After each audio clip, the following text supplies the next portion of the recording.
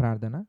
దయగల తండ్రి, ప్రేమగల దేవ, పరిశుద్ధుడ, మహోన్నతుడ తండ్రి, గడిచినటువంటి కాలమంతయు కూడా మీ కృపలో నడిపించారు, సహాయం చేశారు. అందును బట్టి మీకే మహిమ, ఘనత, ప్రభావాలు చెల్లించుకుంటున్నాం తండ్రి. దేవా, ఈ యొక్క రాత్రికాల సమయమున మీ మాటలు ధ్యానించబోతూ ఉండగా మాకు సహాయం చేయండి తండ్రి. నీ బిడ్డలందరినీ మీరు జ్ఞాపకం చేసుకోండి ప్రభువా. ఎవరెవరైతే తండ్రి ఈ యొక్క ఆన్లైన్లో జాయిన్ అయ్యారో తండ్రి, ప్రతి ఒక్కరిని మీరు దీవించండి, ఆశీర్వదించండి తండ్రి. బైబిల్ స్టడీని తండ్రి ఇంకా గొప్పగా తెలుసుకొని ప్రభువా ఎన్నో విషయాలను ధ్యానించి తండ్రి మీ యొక్క గొప్పతనాన్ని మీరు మా పట్ల కలిగి ఉన్నటువంటి ప్రేమను, నమ్మకాన్ని తండ్రి గుర్తించి తండ్రి తెలుసుకునే ప్రతి విషయాన్ని కూడా తండ్రి మీ యొక్క చిత్త ప్రకారంగా మా జీవితాలు సరిదిద్దుకునే విధంగా ముందుకు సాగుటకు మాకు సహాయం చేయండి తండ్రి. ఈ యొక్క పరిచర్ని ఇంకా బలపరచండి తండ్రి. ప్రభువా ఈ యొక్క బైబిల్ స్టడీ ద్వారా తండ్రి ఇంకా ఎంతోమంది బలపడే విధంగా మీ యొక్క సహాయం అనుగ్రహించండి తండ్రి. దీనుడైన నా పట్ల తండ్రి మీ కృప తోడుగొంచి నడిపించండి, సహాయం చేయండి దేవా. సమస్త మహిమ, ఘనత, ప్రభావాలు మీకే చెల్లించుకుంటూ ప్రతి ఒక్కటి తండ్రి మీ చిత్త ప్రకారంగా జరిగించమని వేడుకుంటూ మా ప్రభువును రక్షకుడైనటువంటి యేసుక్రీస్తు వారి పేరిట ఈ ప్రార్థన అడిగి వేడుకొనుచున్నాము తండ్రి. ఆమేన్. అందరికీ మన ప్రభువును రక్షకుడైనటువంటి యేసుక్రీస్తు వారి పేరిట ప్రత్యేకమైనటువంటి వందనాలు. ప్రియులారా, మరి ఆదికాండము 4వ అధ్యాయంలో మనం చాలా విషయాలను డీప్గా మనం స్టడీ చేస్తూ ఉన్నాము. సో ఇంకొన్ని విషయాలు మనం ఈరోజు ప్రభు కృపను బట్టి ధ్యానిద్దాం. ఎవరైనా కనుక మిస్ అయినట్లయితే కనుక ప్రీవియస్ చాప్టర్స్ ఎవరైనా మిస్ అయినట్లయితే మనకి జేసీ చర్చ్ అఫీషియల్ ఛానల్లో మనకు ఉంటుంది ఈ లింక్. జేసీ బైబిల్ కాలేజ్ అనే ఛానల్ యొక్క లింక్ ఉంటుంది కాబట్టి ప్రతి ఒక్కరు కూడా అందులో ఆదికాండానికి సంబంధించి సపరేట్గా ఒక ప్లేలిస్ట్ ఉంది, అలాగే ఒక పాడ్కాస్ట్ కూడా క్రియేట్ చేయడం జరిగింది. ప్రతి ఒక్కరు కూడా చక్కగా చూసి దేవుని యొక్క నామాన్ని మహిమపరచవలసిందిగా ప్రభుపేట మనవి చేస్తున్నాను. ఆత్మీయంగా బలపడవలసిందిగా ప్రభుపేట మనవి చేస్తున్నాను. సో ఈరోజు మనం ఇక్కడ ఒక విషయం, దేవుడు కయ్యూనుతో మాట్లాడినప్పుడు కయ్యూను యొక్క సమాధానం ఎలా ఉంది అనే విషయాలు మనం చూసాం. అలాగే ఒక మనిషి పాపము చేసినప్పుడు పొరపాటున ఏదో ఒక విధంగా అతను ఒకవేళ పాపంలో పడిపోయినప్పుడు, బలహీనతను బట్టి, ఏదైనా కారణాన్ని బట్టి పాపంలో పడిపోయినప్పుడు ఎలా బయటికి రావాలి, పాపము చేసినటువంటి వ్యక్తికి దేవుడు అందించినటువంటి 2 మార్గాలేంటి, బలపడటానికి ఉన్నటువంటి మార్గాన్ని మనం ఎలా చూస్ చేసుకోవాలి అనే విషయాలు మనం చూసాం. అదేవిధంగా అసలు పాపమే మనం చేయకుండా ఉండాలంటే ఎలా, ఏ ఏ ఏ పనులు మనం చేస్తే పాపం చేయకుండా ఉంటామనే విషయాన్ని కూడా ప్రభు కృపను బట్టి మనం ధ్యానించాం. అలాగే పాపము చేసిన వెంటనే లేదా పాపంలో పడిపోతున్నప్పుడైనా, పాపము చేసిన తర్వాతైనా, లేదంటే కనుక అసలు మనం పాపమే చేయకుండా దేవుడు మనల్ని ఎంత ప్రేమిస్తున్నారు, ఎలా ప్రేమిస్తున్నారు, ఏ విధంగా ప్రేమిస్తున్నారు, ఆయన కాపుదల ఎలా ఉంది, ఆయన గద్దింపు ఎలా ఉంది, ఆయన హెచ్చరిక ఎలా ఉంది, ఆయన యొక్క ఆయన మనల్ని అనుక్షణం కాపాడుకునే విధానాలు ఎలా ఉన్నాయి, అన్నీ కూడా మనం ఈ 4th చాప్టర్లో ఇప్పటి వరకు మనం చూసాం. అయితే అయినప్పటికీ ఒకవేళ మనం గనక మన మనస్సు మార్చుకోకపోతే, మన హృదయం కఠినపరుచుకుంటే గనక మన లైఫ్ ఎంత మిజరబుల్‌గా మారిపోద్దనేది ఈరోజు మనం చూద్దాం. మీరు గమనించండి, దేవుడు ఎంతో చక్కగా కయ్యూనుతో మాట్లాడారు. ఎంత చక్కగా మాట్లాడారంటే, కయ్యూను నువ్వు తప్పు చేసినప్పుడు ఇగో నువ్వెందుకు తప్పు చేస్తున్నావు? తప్పు చేసిన తర్వాత ఎందుకు మొఖం చిన్నబుచ్చుకుంటున్నావు? నువ్వు సత్క్రియ చేయకపోవటం వల్లనే కదా పాపం చేసే అవకాశాలు ఏర్పడ్డాయి. సత్క్రియ చేయబోతేనే కదా పాపం చేస్తాం. ఇలా ఎన్నో రకాలుగా ఆయన కయీను గారు హేబేలుని హత్య చేయక ముందే గద్దించారాయన. లైఫ్‌ని చేంజ్ చేసుకోవాలి, ఎళ్ళకూడదు, రాంగ్ ట్రాక్‌లోకి వెళ్ళకూడదు, సత్క్రియలోనే ఉండాలి, విశ్వాసం పట్ల శ్రద్ధ కలిగి ఉండాలి, విశ్వాసం కలిగి ఉండాలి. ఇలా ఎన్నో విధాలుగా దేవుడు గద్దించారు, హెచ్చరించారు, ప్రేమపూర్వకంగానే చెప్పారాయన. అయినప్పటికీ కయ్యూను తన తమ్ముడిని చంపడం అనేది మనం చూసాం. చంపినప్పటికీ మీరు చూడండి, కయ్యూనుని చంపినప్పటికీ ఏం జరిగింది? ఎందుకంటే దేవుడే వచ్చారు, మళ్ళీ స్వయంగా దేవుడే వచ్చారు. దేవుడే కయ్యూను దగ్గరికి వచ్చి ఆయన మాట్లాడుతున్నటువంటి మాట ఏంటి? ఇంతకీ 9వ వచనంలో నీ తమ్ముడైన హేబేలు ఎక్కడున్నాడని కయ్యూనుని అడగగా, ఆదికాండం 4వ అధ్యాయం 9వ వచనంలో మనకు కనబడుతుంది, నీ తమ్ముడైన హేబేలు ఎక్కడున్నారు, అతను ఎక్కడా అని క్వశ్చన్ అడుగుతున్నారండి దేవుడు. అంటే దాని అర్థం ఏంటయ్యా అంటే, మనం ఆలోచించాల్సినటువంటిది, మనం పరిశుద్ధంగా ఉండటానికి, మనం పాపాన్ని విసర్జించటానికి, మనం ఆత్మీయతలో బలపడటానికి దేవుడు ఎప్పుడు కూడా అనుక్షణం మనకి అవకాశాలు ఇస్తూనే ఉంటారు. వాటిని కూడా మనం గనక మిస్ చేస్తే, వాటిని కూడా మనం మిస్యూజ్ చేసుకుంటే, చూడండి ఒక సందర్భం మనకు కనబడుతుందండి. బైబిల్‌లో యూదా పత్రికలో ఒక సందర్భాన్ని మనం జ్ఞాపకం చేసుకున్న ఈ యొక్క రాత్రికాల సమయంలో యూదా పత్రిక మనం చూస్తే, యూదా పత్రిక 4వ వచనం మనం చూద్దాం. యూదా పత్రిక 4వ వచనం మనం చూస్తే, ఏలయనగా కొందరు రహస్యంగా జొరబడి ఉన్నారు. చూడండి కొందరు రహస్యంగా ఉన్నారు. ఆళ్ళు ఎలా ఉంటారంటే, వారు భక్తిహీనులై మన దేవుని కృపను కామాతురత్వమునకు దుర్వినియోగపరచుచు, దేవుని కృపను ఏం చేస్తున్నారండి? వాళ్ళ యొక్క శరీర సంబంధమైనటువంటి కోరికలకు దుర్వినియోగపరచుచు, మన అద్వితీయ నాథుడును ప్రభువైన చూడు ఎంత చక్కగా రచన. ప్రభువైనటువంటి యేసుక్రీస్తును విసర్జించుచున్నారు. ఈ తీర్పు పొందుటకు వారు పూర్వమందే సూచింపబడినటువంటి వారు. చూడండి ఎంత చక్కగా ఉందో. అంటే దాని అర్థం, దేవుని కృపను గనక మనం దుర్వినియోగం చేసామనుకోండి, అంటే లైఫ్ చాలా చాలా చాలా చాలా చాలా చాలా చాలా వరస్ట్ కేసులోకి వెళ్ళిపోద్దండి. చూడండి, కయ్యూనికి ఎన్ని అవకాశాలు ఇచ్చారు దేవుడు. ఎన్ని అవకాశాలు ఇచ్చారంటే ప్రతి అవకాశంలో కూడా fail fail fail fail fail fail fail అవుతూనే వచ్చారండి. కయ్యూను అవుతూనే వచ్చాడు ఆయన. దేవుడొచ్చి మాట్లాడుతుంటే ఎంత తగ్గించుకొని మాట్లాడారండి. దేవుడొచ్చి ఇన్వెస్టిగేషన్ చేస్తున్నప్పుడు, దేవుడొచ్చి ఖండిస్తున్నప్పుడు, దేవుడొచ్చి హెచ్చరిస్తున్నప్పుడు, దేవుని మాటలు మనకైనా ఆయన ఏదో ఒక రూపంలో మనకు తెలియజేస్తున్నప్పుడు ఆ మాటలకి ఎంత లోబడాలండి. లోబడకపోగా ఎంత గర్వంతో మాట్లాడుతున్నారంటే 9వ వచనం మనం చూద్దామండి. 9వ వచనంలో, నీ తమ్ముడైన హేబేలు ఎక్కడున్నాడని కయ్యూను అడగగా అతడు, నేనెరుగను, చంపింది ఇతనే, మళ్ళీ నేనెరుగను, నా తమ్మునికి నేను కావలివాడనా అనెను. చూసారా ఎంత చక్కగా ఉందో. తమ్ముడు నేను కావలివాడినా? నేనేమన్నా అతగాడికి ఏమన్నా పనోడినా? నేను వాచ్‌మెన్ అనుకుంటున్నావా? నేనేమన్నా వాచ్‌మెన్ అనుకుంటున్నావా? చూసారా ఎవరు మాట్లాడుతున్నారు? కయ్యూనండి. ఎవరితో మాట్లాడుతున్నారు? దేవుడితో మాట్లాడుతున్నాడండి ఆయన. ఎంత గర్వం అండి. ఏమంటే నాశనానికి ముందు గర్వం నడుచునంటే ఇదేనండి. అయితే దేవుడు సింపుల్‌గా ఎవరితో మాట్లాడరండి. ఆయన వచ్చారంటే పక్కా ప్రూఫ్ తీసుకొని వస్తారు. పక్కా ఎవిడెన్స్ తీసుకొని వస్తారు. Everything will be recorded. Everything was recorded. Is recording, was recorded, will be recorded. చూడండి, అంటే భవిష్యత్తులో రికార్డ్ చేయబడుతుందండి. ప్రజెంట్ రికార్డ్ చేస్తూ ఉందండి. గతం కూడా రికార్డ్ చేయబడిందండి. మనం జాగ్రత్తగా ఉండాలి. దేవుడి దగ్గర మనం కొమ్ములు పైకి అలా విరుచుకొని మాట్లాడకూడదు. దేవుడి దగ్గర వినయం కలిగి ఉండాలి. దేవుడి దగ్గర విధేయత కలిగి ఉండాలి. దేవుడి దగ్గర మన విధానం బాగుండాలి. ప్రవర్తన బాగుండాలి. ఆయన సన్నిధిలో మన ప్రవర్తన బాగుండాలి. తర్వాత దేవుడు మాట్లాడటం మనం చూస్తానండి 10వ వచనంలో, అప్పుడు ఆయన, నీవు చేసిన పని ఏంటి? నువ్వు చేసిన పని ఏమిటి? నీ తమ్ముని రక్తము యొక్క స్వరము నేలలో నుండి నాకు మొరపెట్టుచున్నది. కావున నీ తమ్ముని రక్తమును నీ చేతుల నుండి పుచ్చుకొనుటకు నోరు తెరిచిన ఈ నేల మీద ఉండకుండా నీవు శపింపబడిన వాడవు. ఇంకెన్ని అవకాశాలు ఇవ్వాలండి? ఎన్ని అవకాశాలు ఇవ్వాలండి? నేల మీద శపించబడిన వాడవు. తర్వాత, నీవు నేలను సేద్యపరుచున్నప్పుడు అది తన సారమును ఇక మీదట నీకియ్యదు. నీవు భూమి మీద దిగులు పడుచు దేశదిమ్మరివై ఉందువనెను. ఇప్పుడు అంటే చూశారు పనిష్మెంట్ ఇచ్చారండి. అప్పుడు గుర్తొచ్చినట్టుంది పాపం మన కయ్యూని గారికి. చూడు ఎంత చక్కగా మాట్లాడుతున్నారు ఆయన. అందుకు కయ్యూను, నా దోష శిక్ష నేను భరించలేనంత గొప్పది.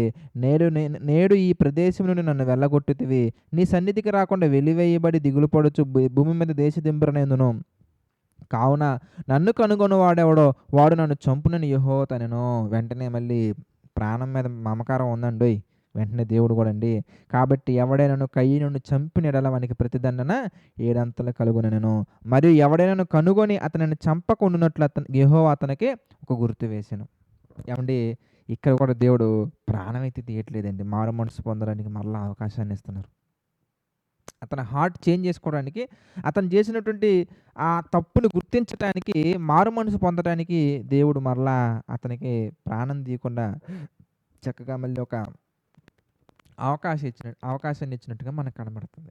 కావున మన లైఫ్‌లో మనం పొందే ప్రతి వేదన, అది ఉద్యోగంలో కావచ్చు, లేదంటే స్టడీలో కావచ్చు, లేదంటే కనుక వైవాహిక జీవితంలో కావచ్చు, లేదంటే పిల్లల విషయంలో కావచ్చు, అది ఏదైనా కానీ మనం టెంపరరీగా బ్రతుకు తెరువు మీద ఆశతో కాకుండా, ఎలా బ్రతకాలి, ఏ విధంగా బ్రతకాలని ఆలోచనతో కాకుండా రూట్స్‌కెళ్ళి ఆలోచించండి. మూలాలకెళ్ళి ఆలోచించండి. ఎందుకు మన జీవితంలో ఈ పరిస్థితులు వచ్చాయి? ఎందుకు కయ్యూను జీవితంలో కయ్యూను నేలను సేద్యపరుచున్నప్పుడు భూమి తన సారం ఇవ్వకుండా మారిపోయింది? ఎందుకు అలా అయ్యింది ఇంతకనగానే? భూమి తన సారాన్ని కయ్యూనికి ఎందుకు ఇవ్వట్లేదయ్యా అంటే, కయ్యూను చేసినటువంటి పాపాన్ని బట్టి కయ్యూనికి ఆ శిక్ష విధించడం జరిగింది. కయ్యూన్ని శపించడం జరిగింది దేవుడు. అందువలన భూమి తన సారాన్ని ఇవ్వట్లేదు. దాని అర్థం భూమి తప్పు చేసిందని కాదు. నువ్వు తప్పు చేశావు. నువ్వు తప్పు చేశావు కాబట్టి ఫలవంతమైనటువంటి జీవితాన్ని నువ్వు ఇంక పొందుకోలేవు. అసలు ఆ స్టేజ్‌కి ఎందుకు రావాలి మనం చెప్పండి? ఆ స్టేజ్‌కి వెళ్ళాల్సిన అవసరం ఉందంటారా? అంత అంత అంత దీనాత స్థితికి వెళ్ళిపోయి అన్ని బాధలు భరించాల్సిన అవసరం ఉందంటారా? లేదండి. దేనికండి అన్ని బాధలు భరించటం మనం? ముందుగానే ఆయన సన్నిధిలో పాపం చేయకుండా బ్రతికితే సరిపోద్ది కదా! ఆయన చెప్పిన విధంగా నడుచుకొని, పాపాన్ని విసర్జించి, పరిశుద్ధతలో మనం బ్రతికితే సరిపోద్ది కదా! మనం రాంగ్ స్టెప్ వేస్తున్నటువంటి ఆ మొమెంట్స్‌లో, రాంగ్ స్టెప్ వేసే ఆ టైమింగ్స్‌లో ఆయనిచ్చే ఆ గద్దింపుని మనం లోబడితే సరిపోద్ది కదా! అసలు ఫస్ట్ ప్రైమరీ లెవెల్‌లో మనం పాపాన్ని విసర్జించి ఆయన సన్నిధిలో అంటుకట్టబడితే అదే గ్రేట్. అప్పుడు ఆయనే మనలో పనికిరాని తీగని తీసేత్తా అంటున్నారు దేవుడు. ఎప్పుడైతే మనం పాపానికి దూరంగా ఉంటూ, పాపాన్ని అసహించుకుంటూ, పాపాన్ని విసర్జించి, ఆయనలో అంటుకట్టబడతామో, అప్పుడు ఆయన చెబుతున్నటువంటి మాట ఏంటంటే, మీరు ఇంకా గొప్పగా ఫలించటానికి, అభివృద్ధి పొందడానికి, మీరింకా పాపాన్ని జయించటానికి, మీలో ఏవైతే మరి పాపం చేసే విధంగా లేదా మీరు ఎదగకుండా, మీరు బలపడకుండా, ఆశీర్వదించబడకుండా, మేలులు పొందకుండా ఏవైతే ఆపే తీగలు ఏవైతే ఉంటాయో, ఆపే ఆ కోరికలు ఏవైతే ఉంటాయో, ఆపేవి ఏదైనా కానీ ఆటంకాలు, అడ్డంకులు ఏవైతే ఉంటాయో వాటిని ఆయనే తీసేస్తా అంటున్నారు. చూద్దాం ఆ మాట యోహాను సువార్త మనం చూస్తే, చూడండి మనం అంటుకట్టబడితే, దేవునితో కనుక మనం అంటుకట్టబడితే ప్రతీది కూడా ఆయనే చూసుకుంటున్నారు అంటున్నారు. యోహాను సువార్త 15వ అధ్యాయం మనం చూస్తే మనకు కనబడుతుందండి. 1వ వచనం నుంచి మనం చూద్దామండి. యోహాను సువార్త 15వ అధ్యాయం 1వ వచనం మనం చూస్తే, నేను నిజమైన ద్రాక్షావల్లిని, నా తండ్రి వ్యవసాయకుడు, నాలో ఫలింపని ప్రతి తీగెను ఆయన తీసి పారవేయును. చూసారా ఎంత చక్కగా ఉందో? నాలో ఫలింపని ప్రతి తీగెను ఆయన తీసి పారవేయును. మనం కనుక ఆయనలో ఫలించకపోతే ఆయనే మనల్ని తీసేస్తా అంటున్నారు. ఒకవేళ ఫలిస్తూ ఉంటే కనుక ఆయనలో ఫలించు ప్రతి తీగ మరి ఎక్కువగా ఫలింపవలెనని దానిలోని పనికిరాని తీగలను ఆయన తీసివేయును.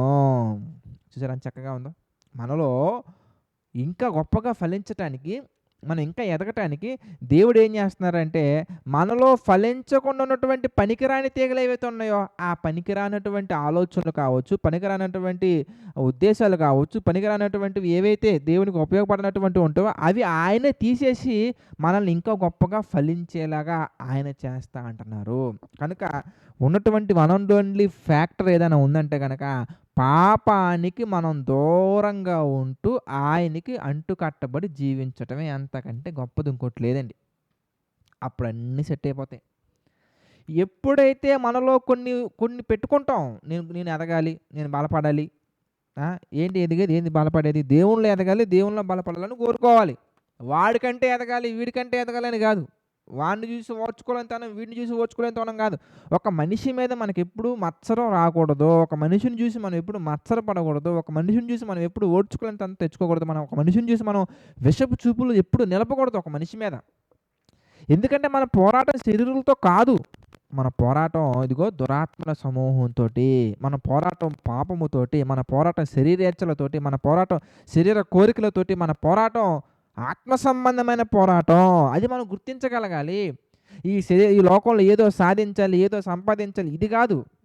భూమి మీదకి ఎలా పరిశుద్ధంగా వచ్చామో అలా పరిశుద్ధంగా చచ్చిపోవాలి.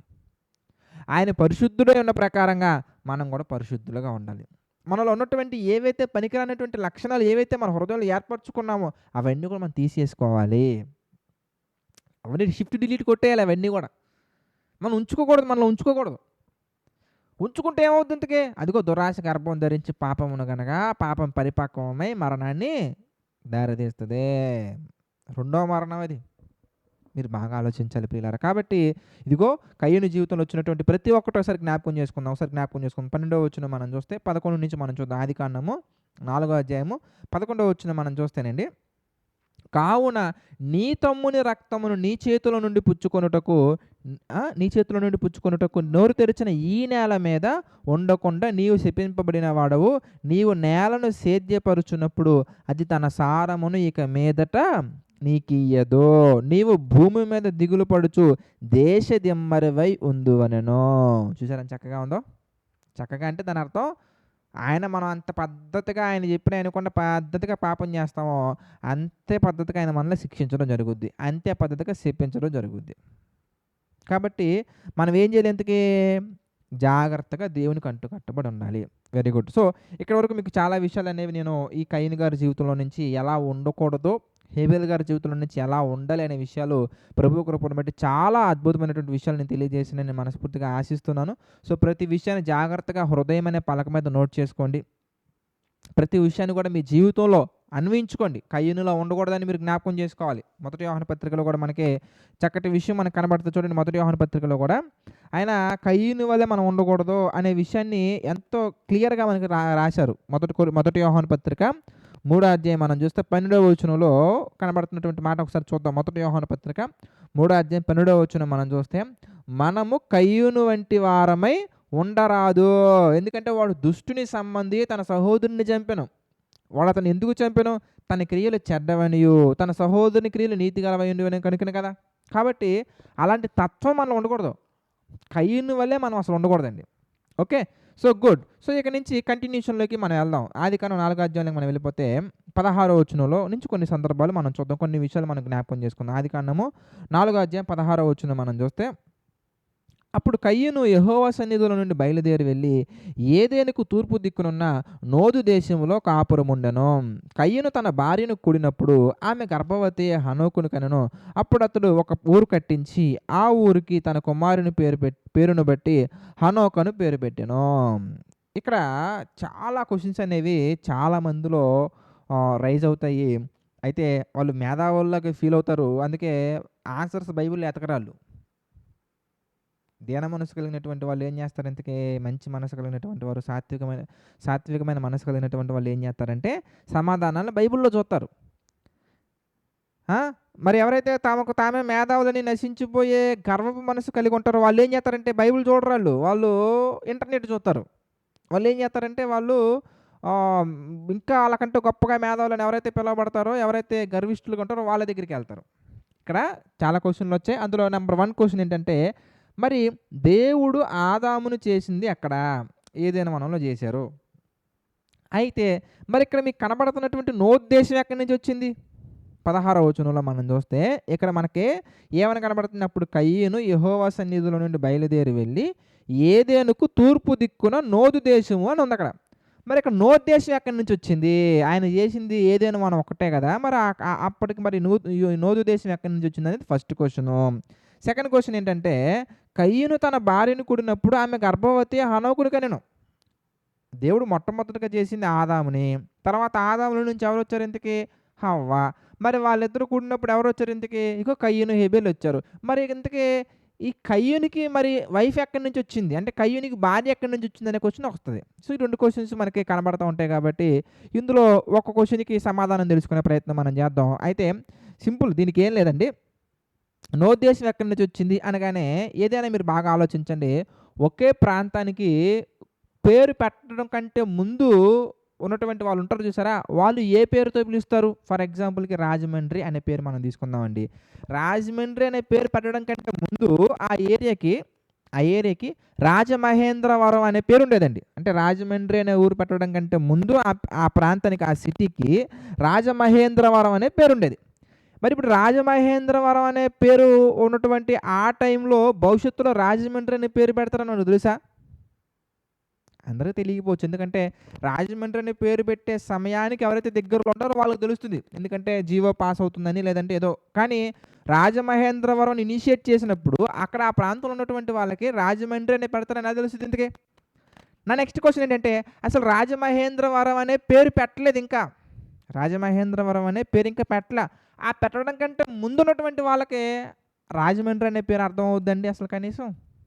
అర్థం కాదండి. కానీ ఎవరికి బాగా తెలుసుద్దయ్యా అంటే ఫ్యూచర్‌లో ఉన్నటువంటి మనకంటే 2025లో ఉన్నటువంటి మనకు తెలుసుద్ది. ఏమని? 2025లో మనకేం తెలుసుద్దంటే, ఓకే, అది ఒకప్పుడు రాజమండ్రి, ఒకప్పుడు రాజమహేంద్రవరం, ఒకప్పుడు నార్మల్‌గా పీపుల్ ఉండేవాళ్ళు. ఇప్పుడు మా ఏరియాస్‌నే మనం తీసుకున్నాం. అంటే మేము ఉన్నటువంటి ప్రాంతాన్ని తీసుకుంటే గనక, మేము ఉన్నటువంటి ప్రాంతంలో ఒకానొక మాకు తెలిసినటువంటి ప్రాంతాల్లో ఒక ప్రాంతం. అక్కడ కొంతమంది గ్రూప్ ఆఫ్ పీపుల్ అంటే అక్కడ ఒక ఇంజినీరింగ్ కాలేజీ కట్టాలనే ఉద్దేశంతోటి ఏం చేశారంటే కొంతమంది ఉన్నటువంటి ప్లేసెస్‌ని అంటే అక్కడ ఆల్రెడీ ఇంజినీరింగ్ కాలేజ్ కన్‌స్ట్రక్షన్ చేయాలనుకున్నటువంటి ఆ టైంలో మరి ప్రజల యొక్క సౌకర్యార్థమై ప్రజల యొక్క ఫ్లెక్సిబిలిటీ కోసం ఏం చేశారంటే అక్కడ ఆల్రెడీ ఉంటున్నటువంటి కొన్ని ఇల్లును లేపేసి వాళ్ళు ఏం చేశారంటే వేరే ప్రాంతంలో ఇల్లు ఇచ్చారు.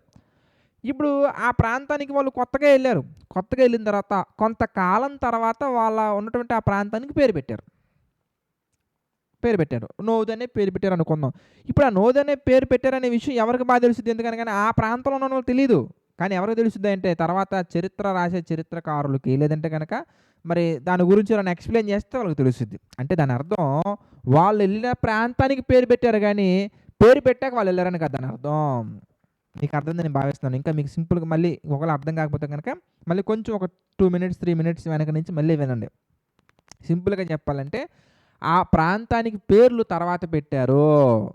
అందుకే ఇది కయ్యూను గారు రాసుకుంటున్నటువంటి గ్రంథం కాదిది. ఎవరు రాస్తున్నారు ఇంతకీ? దేవుడు రాయిస్తున్నటువంటి గ్రంథం. ఎవరి ద్వారా రాయిస్తున్నారు ఇంతకీ? ఇదిగో మనం ఆలోచిస్తే మరి చరిత్రలో కొన్ని సెషన్స్ మనం బాగా అబ్జర్వ్ చేసామనుకోండి, బైబిల్‌లో నుంచి కొన్ని థీమ్స్ మనం ఆలోచిస్తే గనక ఆదికాండము, నిర్గమకాండము, లేవీకాండము, ద్వితీయోపదేశ కాండము, తర్వాత సంఖ్యాకాండము ఈ 5 కాండాలు కూడా ఎవరు రాశారని మనకు అర్థమవుద్దంటే మోషే గారు రాశారు.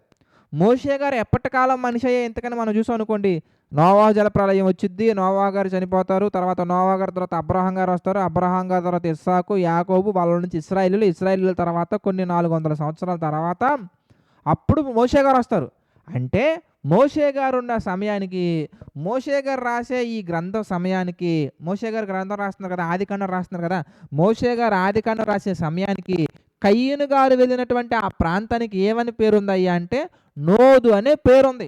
నోదు దేశం అనే పేరుంది. అది జనాలకు అర్థం అవ్వటానికి కయ్యూను నోదు దేశానికి వెళ్ళారని రాశారు. అంటే దాని అర్థం కయ్యూను గారి కాలంలో అంటే కయ్యూను గారు నోదు దేశానికి అనే పేరు పెట్టారని వెళ్ళారని కదా దాని అర్థం. కయ్యూను గారు వెళ్ళినటువంటి ఆ ప్రాంతానికి ఇప్పుడు ఏమని పిలుస్తున్నారయ్యా అంటే మోషే గారు రాసే సమయానికి నోదు అని పిలుస్తున్నారు.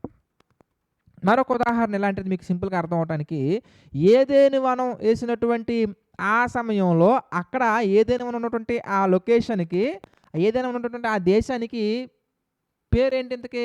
అప్పటి కాలంలో ఏ పేరు లేదండి. ఇప్పుడు మనం గూగుల్ మ్యాప్‌లో మనం చూసామనుకోండి, ఏదైనా మనం ఉన్నటువంటి ఆ జియోగ్రాఫికల్ లొకేషన్స్‌ని బట్టి, ఆ కోఆర్డినేట్స్‌ని బట్టి, దేవుడిచ్చినటువంటి ఇన్ఫర్మేషన్ బట్టి మనం కనుక గూగుల్ మ్యాప్‌లో లొకేట్ చేసి జాగ్రత్తగా అనాలిసిస్ చేసామనుకోండి, ఏదైనా మనం ఉన్నటువంటి ఆ ప్రాంతానికి పేరు ఏమని వస్తదంటే టర్కీ అని వస్తది. ఒకవేళ మోషే గారు ఈ కాలంలో ఉండి ఇప్పుడే గనక ఆదికాండం రాస్తే అప్పుడు అక్కడ జస్ట్ ఏదైనా వనం అని మాత్రం రాసేవాళ్ళు కాదు ఆయన. టర్కీ దేశం అని రాసేవాళ్ళు. ఎందుకయ్యా అంటే ఆ ప్రాంతానికి ఒక పేరు పెట్టడం జరిగింది. ఏంటి ఆ పేరు ఇంతకీ? టర్కీ అనే దేశం పెట్టారు కాబట్టి జస్ట్ ఏదైనా మనం రాసేవారు కాదాయన. ఏమని రాసేవారు ఇంతకీ? టర్కీ అని రాసేవారు. దేవుడు అలాగే రాయించేవారు. కాబట్టి అక్కడ నోదు దేశం కొత్తగా ఏదో దేవుడు 2 దేశాలు చేశారు, 2 భూములు చేశారంటని కాదు. ఒక భూమినే చేశారు. ఒకరి నుంచే మనందరం వచ్చాం. ఆ మాట చూద్దాం. ఎందుకంటే కొంతమంది ఎలా మాట్లాడుతున్నారంటే దేవుడు 2 భూములు చేశారు. 2 భూములు చేశారు కాబట్టి ఒక భూమిలో ఒకళ్ళున్నారు, ఒక భూమిలో ఇంకొకళ్ళున్నారని చెప్పేసి మాట్లాడడం మొదలుపెడుతున్నారు. సో, దానికి జవాబు కింద అపోస్తుల కార్యాల్లో మనకి 17th చాప్టర్‌లో ఒక విషయం మనకు కనబడుతుంది. అపోస్తుల కార్యాలు 17th చాప్టర్ మనం చూస్తే గనక 26వ వచనం మనం చూద్దాం. అపోస్తుల కార్యాలు 17th చాప్టర్ 26th వర్స్ మనం చూస్తే మనకు అక్కడ కనబడుతుంది ఏమని?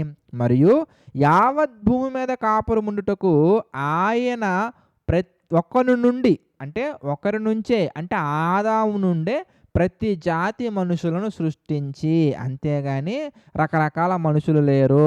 కయ్యూను వివాహం చేసుకున్నటువంటి ఆ అమ్మాయి కూడా, కయ్యూను యొక్క భార్య కూడా ఎక్కడి నుంచి వచ్చారయ్యా అంటే ఆదాము నుండే వచ్చారు.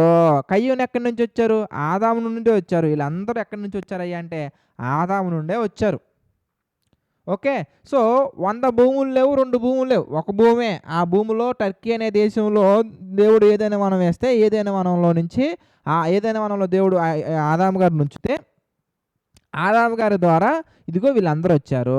అందుకే మీకు ఇంకొక మాట మీకు చూపిస్తాను. మీరు చూడండి. ఆదికాండంలోనే 5వ అధ్యాయం మనం చూసామనుకోండి. ఆదాము గారు కేవలం కయీను, హేబేలుని మాత్రమే కాదు. ఆదాము గారు ఇంకెవరెవరిని కన్నారో మనం చూద్దామా? ఆదికాండము 5వ అధ్యాయం మనం చూస్తే 3వ వచనంలో మరొక మాట మనకు కనబడుతుంది. చూడండి, ఆదికాండము 5వ అధ్యాయం 3వ వచనం నుంచి మనం చూద్దాం. ఆదాము 130 ఏండ్లు బ్రతికి తన పోలికగా తన స్వరూపమున కుమారుని కని అతనికి షేతు అని పేరు పెట్టెను. చూసారా చక్కగా ఉందో? ఆదాము 130 ఇయర్స్ బ్రతికి తన పోలికగా తన స్వరూపమున కుమారుని కని అతనికి షేతు అని పేరు పెట్టెను. తర్వాత మీరు చూస్తే 4వ వచనంలో షేతును కనిన తర్వాత ఆదాము బ్రతికిన దినములు 800 ఏండ్లు. ఎన్ని సంవత్సరాలు బ్రతికారండి ఆదాము? 800 ఏండ్లు. మహా అయితే 100 సంవత్సరాలు బ్రతికే మనకే ఎంతమంది పిల్లలు ఉంటున్నారు? ఈ మన తాతలు ముత్తాతలు చూసానుకో 100 సంవత్సరాలు 120 ఇయర్స్ బ్రతికారు అనుకుందాం. 120 సంవత్సరాలు బ్రతికితే నెల ఎంతమందిని కంటున్నారు ఇంతకీ? మా తాతలను చూసామనుకోండి 12 మంది అన్నారు. 12 మంది ఉన్నారండి. 7 ఉన్నారండి. అంటే తర్వాత అంటే ఆళ్ళకు ముందు 12 మంది. తర్వాత 7. చూడండి, ఇప్పుడు కాలంలో మనం చూస్తే 60 సంవత్సరాలు ఉంటారు మనుషులు. కానీ 4, 3, 2 చూసారా? 60 ఇయర్స్‌కి ఇద్దరు పిల్లల్ని కంటున్నారంటే మీరు చూడండి 800 సంవత్సరాలు బ్రతికారంటే ఆదాము గారు ఎంతమందిని పిల్లలు కంటారు ఇంతకీ? అందుకే ఏముంది అక్కడ 4వ వచనంలో షేతుని కనిన తర్వాత ఆదాము బ్రతికిన దినములు 800 ఏండ్లు అతడు కుమారులను కుమార్తెలను కనెను. చూసారా చక్కగా ఉందో? అంటే ఆదాము గారు కేవలం కయీను, హేబేలును మాత్రమే కాదు షేతును కూడా కన్నారు. షేతు, కయీను, హేబేలు మాత్రమే కాదు ఇంకా కుమారులను కుమార్తెలను కూడా కన్నారు. వాళ్ళలోనున్నటువంటి ఒకరినే కయీను గారు వివాహం చేసుకోవడం జరిగింది. అయితే మనకొచ్చే ప్రశ్న ఎలా ఉంటుందంటే, మరి అంటే కయ్యూని గారు వివాహం చేసుకున్నది చెల్లెలనేనా అంటే, ఎస్, చెల్లెలనే వివాహం చేసుకున్నారు, అందులో సందేహమే లేదు. అంటే ఏంటి, మీ బైబిల్ చెల్లిని సమర్థించుకోమని చెల్లిని పెళ్లి చేసుకోవడం సమర్థిస్తుందంటే ఎవరు చెప్పారు అలాగా? అలా ఏం చెప్పలేదు బైబిల్లో. కయ్యూని చేసుకున్నారని చెప్పారు. అంతేకాని దేవుడు చెల్లెలను పెళ్లి చేసుకోవాలని ఆజ్ఞ పెట్టారా? చేసుకోకూడదని ఆజ్ఞ పెట్టారా? పెట్టారు. చెల్లెలను వివాహం చేసుకోవద్దు అని ఆజ్ఞ అయితే పెట్టారు. ఎక్కడ పెట్టారు ఇంతకీ? లేవీకాండంలో మనకు కనబడుతుంది. లేవీకాండం మనం చూస్తే లేవీకాండంలో 18వ అధ్యాయం మనం చూద్దాం. లేవీకాండము 18వ అధ్యాయం మనం చూస్తే చెల్లెలను పెళ్లి చేసుకోకూడదు అని దేవుడు చాలా చక్కగా చెప్పారు. అసలు చెల్లెళ్ళ దగ్గరికి వెళ్ళొద్దని కూడా చాలా చక్కగా చెప్పారు. చూడండి, లేవీకాండం 18వ అధ్యాయం మనం చూస్తే 6వ వచనం నుంచి మనం చూద్దాం. 6వ వచనంలో మీలో ఎవరునూ తమ రక్త సంబంధుల మానచ్ఛాదనమును తీయుటకు వారిని సమీపించకూడదు, నేను యెహోవాను. నీ తండ్రికి మానచ్ఛాదనముగా ఉన్న నీ తల్లి మానచ్ఛాదనమును తీయకూడదు, ఆమె నీ తల్లి, ఆమె మానచ్ఛాదనమును తీయకూడదు. నీ తండ్రి భార్య మానచ్ఛాదనమును తీయకూడదు, అది నీ తండ్రిదే. నీ సహోదరి మానచ్ఛాదనమును అనగా ఇంటిలో పుట్టినదేమి వెలుపల పుట్టినదేమి నీ తండ్రి కుమార్తె యొక్కైనను నీ తల్లి కుమార్తె యొక్కైనను మానచ్ఛాదనమును తీయకూడదు. నీ కుమారుని కుమార్తె మానచ్ఛాదనమునైనను కుమార్తె మానచ్ఛాదనమును తీయకూడదు, అది నీది. నీ తండ్రి వలన పుట్టిన నీ తండ్రి భార్య కుమార్తె నీ సహోదరి, ఆమె మానచ్ఛాదనమును తీయకూడదు. నీ తండ్రి సహోదరి మానచ్ఛాదనమును తీయకూడదు, ఆమె నీ తండ్రి రక్త సంబంధి. చూసారు అంత చక్కగా ఉందో? కాబట్టి ఆయన చాలా డీటెయిల్గా, చాలా క్లియర్గా, క్రిస్టల్ క్లియర్గా చెప్పారు. చెల్లెల జోలి వెళ్ళకండి, చెల్లెలను వివాహం చేసుకోవద్దని చాలా క్రిస్టల్ క్లియర్గా ఎక్స్ప్లెయిన్ చేశారు. మరి కయ్యూను గారు చేసింది ఏంటి అనే దానికి ఇంకా డీటెయిల్ ఎక్స్ప్లెనేషన్ మీకు ఒక ఆజ్ఞ అంటే ఏంటి, ఆజ్ఞ ఎలా వస్తుంది, ఆజ్ఞ రాకముందు సంగతులు ఎలా ఉంటాయి, ఆజ్ఞ వచ్చిన తర్వాత సంగతులు ఎలా ఉంటాయి, ఇవన్నీ కూడా డీటెయిల్గా ఇంకొక 1 అవర్ చక్కటి ఒక మంచి సెషన్ అసలు నోద్దేశం గురించి కానివ్వండి, లేదంటే కనుక మరి 2 భూములు ఉన్నాయనే వాళ్ళ యొక్క వాదనలు ఎలా ఉంటాయి, 2 భూములు ఉన్నాయనే వాళ్ళు ఏ వర్సెస్ని ఆధారం చేసుకుని 2 భూములు ఉన్నాయని చెప్తారు, ఈ భూలోకం కాకుండా ఇంకొక లోకం ఉందని ఎలా చెప్తారు. అదేవిధంగా మరి కయ్యూని గారి కాలంలోనే దేవుడు ఈ ఆజ్ఞ పెట్టొచ్చుగా, చెల్లిని వివాహం చేసుకోకూడదని ఆజ్ఞ పెట్టొచ్చుగా, ఎందుకు పెట్టలేదు? మరి తర్వాత లేవీకాండంలో ఎందుకు పెట్టారు? ఇవన్నీ కూడా డీటెయిల్గా మీకు ఒక మంచి సెషన్ ఉంటుంది. మీకు ఎవరికైనా ఇంట్రెస్ట్ ఉంటే కనుక నేను దాన్ని కూడా వింటానన్నా, నాకు షేర్ చేయండి అన్న. మీకు ఇంట్రెస్ట్ ఉంటే కనుక మన వాట్సాప్ నెంబర్కి మీరు వాట్సాప్ చేయండి. మన పిల్లలు మీకు ఆ ఆడియోని మీకు షేర్ చేస్తారు. తప్పకుండా దాని గురించి కూడా వినండి. ఎన్నో విషయాలు తెలుసుకొని దేవుని యొక్క నామాన్ని మహిమపరచవలసిందిగా ప్రభు పేట మనం చేస్తున్నాను. మనం ప్రార్థన చేసుకుందాం. ప్రతి ఒక్కరి తలలో ఉంచి ప్రార్థనలు ఏకీభవించండి. ప్రార్థన. ప్రేమగల తండ్రి, దయగల దేవ తండ్రి, అనేకమైన విషయాలు మాకు తెలియజేస్తూ మీ చిత్త ప్రకారం నడిపించినందుకు కృతజ్ఞతలు తండ్రి. బైబిల్ స్టడీని దీవించండి, ఆశీర్వదించండి తండ్రి. ఈ విషయాలు తండ్రి విని ఎంతమందైతే బలపడుతున్నారో వారి కుటుంబాలను మీరు ఆశీర్వదించండి, బలపరచండి తండ్రి. ఈ యొక్క పరిచర్యను కూడా మా తండ్రి మీరు దీవించండి.